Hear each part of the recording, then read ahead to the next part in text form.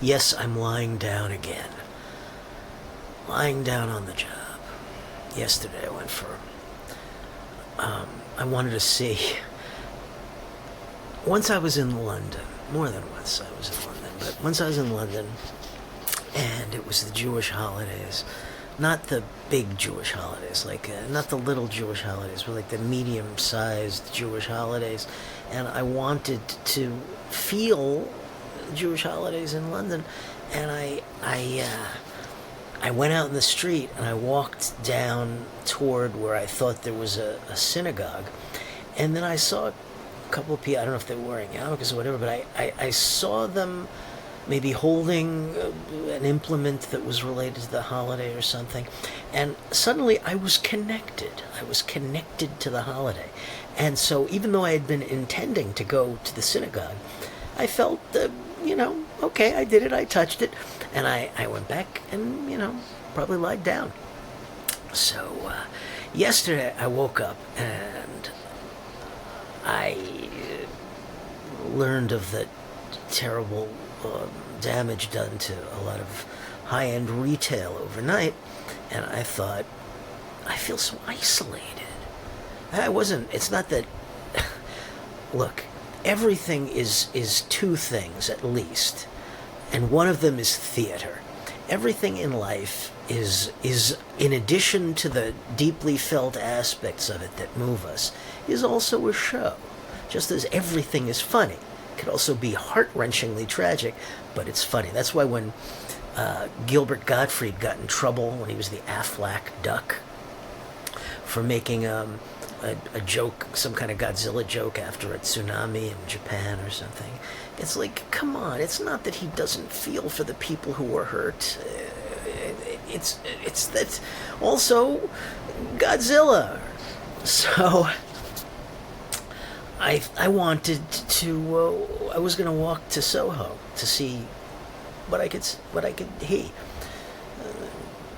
That's a see he. Soho, see he. So, I went and I started walking, and I'm frustrated because it's still the era of COVID-19 and the people have the masks around their neck. It's almost like it's a symbolic presence, like garlic around the neck or a cross or something. You know what I mean? I can't be harmed. Look, I've got a mask around my neck. That disease sees that I know what it's up to. And meanwhile, I turned a sock into a mask because I saw online how you could do that. And it worked really, really well, except it didn't go way up above my nose, and it didn't go way down below my lips. So I worked with it before I left the house to make sure that I had sufficient coverage to protect those that I came into contact with. Even though they don't care if they're protecting me. People side-swiping me, some of them wearing masks, some of them not, some of them under their nose. Like I said, tons of them around the neck. That's the new ridiculous talismanic style. And where do all these scarves come from? How is it that suddenly... bandanas, you know what I mean? Does everybody have a deep collection of bandanas? I don't have a single bandana. I don't even know where I would buy a bandana. Are there bandana stores? Are they part and parcel of mall culture that I've missed living in New York? Everybody else here lives in New York. Did they bring their bandanas with them from somewhere else? So, I gotta turn my socks, and at first I was turning my t-shirts, because somebody sent me an email about how to do that into masks, but I look too much like the Invisible Man or early iterations of the Lone Ranger. So I settled on socks, and while I'm out yesterday, as I say, I'm getting very, very frustrated by people, and suddenly I have to go to the bathroom. So I decided I'm going to go into Whole Foods. And Whole Foods in downtown Brooklyn was all like boarded up on the outside, but you could still go in, so you could see the boards from the inside. And I thought, oh, they must think something's going to happen. And then I learned later that they actually had already been ransacked, though there was no evidence of that except for the boards. And other stores were being boarded up, and the Apple store was all covered in white. They had to make a design statement, even while making the thing sort of anonymous and invisible.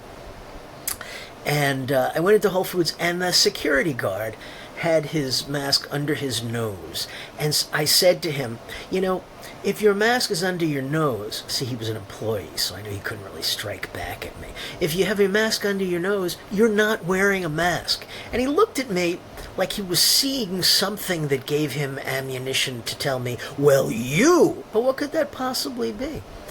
So, as with the Jewish holiday in London, once I'd seen stuff getting boarded up and places that had already been ransacked, I didn't need to walk into Soho, and I needed to buy groceries anyway, so I bought groceries in Whole Foods, and then carrying my Whole Foods bag, I walked past the Barclays Center, and there was a small beginning of a protest.